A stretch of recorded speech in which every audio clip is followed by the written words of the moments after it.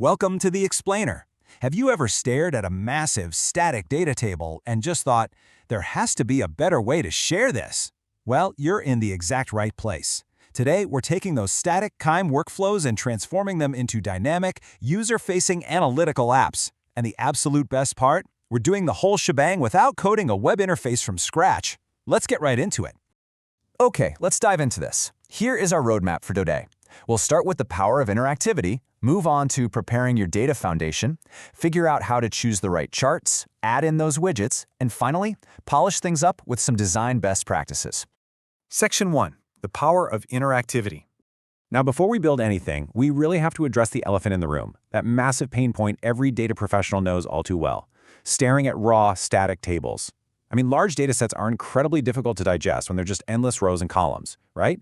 With a basic chart, you're basically just observing a fixed image. If your boss has a follow-up question, well, you have to go back and rebuild the entire workflow. But when we switch to an interactive visualization, it's a total game changer.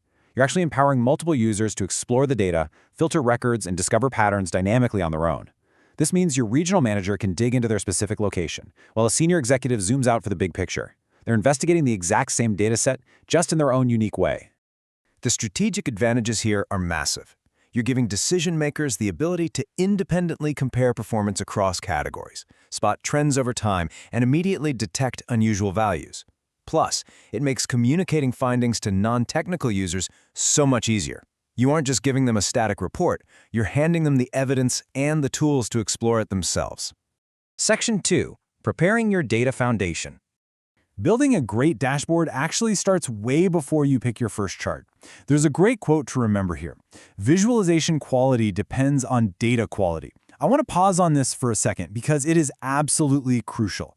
A flashy, beautiful chart cannot and will not fix bad or unprepared data. It might execute perfectly in KNIME, but if the underlying data is a mess, you're just confidently communicating the wrong information. So how do we fix that?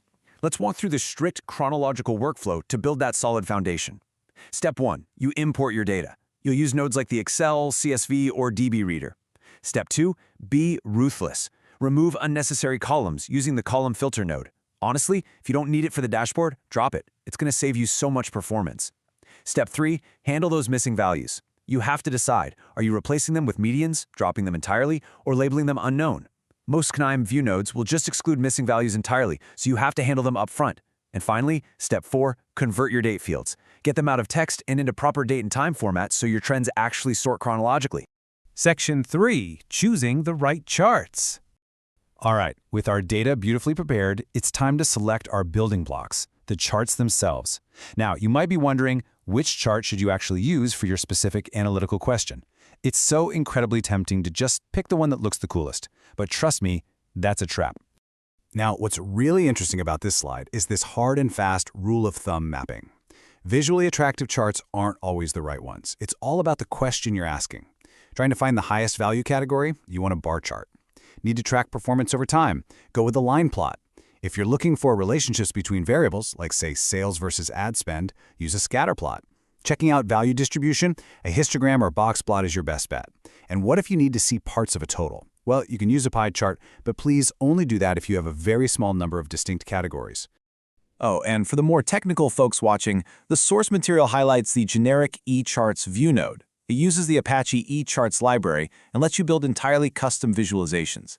It definitely requires a bit more technical know-how, but it gives you total flexibility if the standard nodes just aren't cutting it for you. Section 4. Adding widgets and interactivity. Okay, so we have our data and we have our charts. Now we have to build the engine. We need to make those static charts actually move and respond. To do that, we use something called a composite view. Basically, it's a combined dashboard interface. You create it by taking your view nodes, which remember are the charts, and your widget nodes, which collect the user's input, and you just bundle them all together inside a single KNIME component. That component acts as the wrapper for the whole interactive package. Let's look at the essential widgets you'll be dropping into that component to drive the interactivity. First, the Value Selection widget. This creates simple dropdowns for single categories, like picking one specific sales region.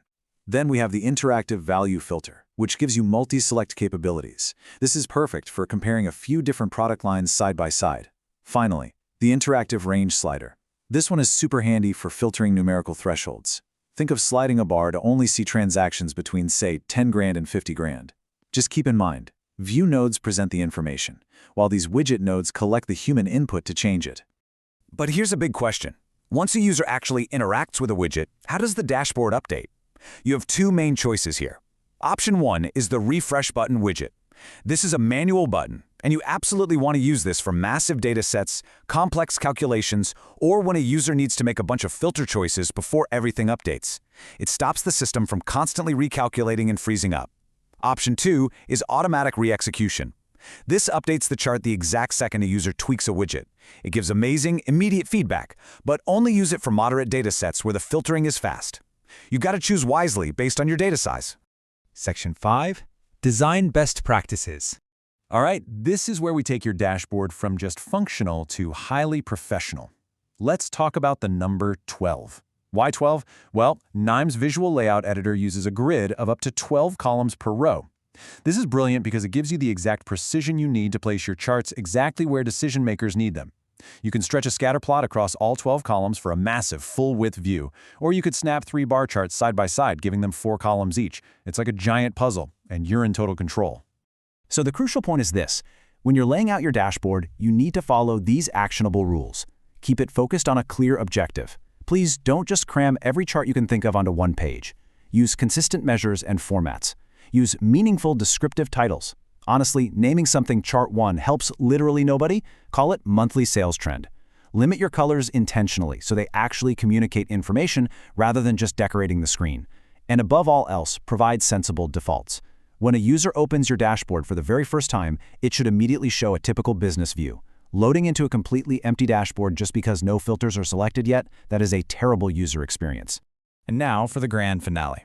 Once you've built and beautifully designed this component, the ultimate magic trick is deploying it as a KNIME data app. By pushing your workflow to the KNIME Hub or Business Hub, your end users can interact with everything we just built straight through a standard web browser. Think about that for a second. You just created a full, interactive web application, and you didn't have to write a single line of web development code. Which brings us to the end. You now have the exact blueprint to turn raw, messy data into a polished, dynamic web application using KNIME. The tools are right there in your hands. So what hidden insights will your first interactive data app reveal?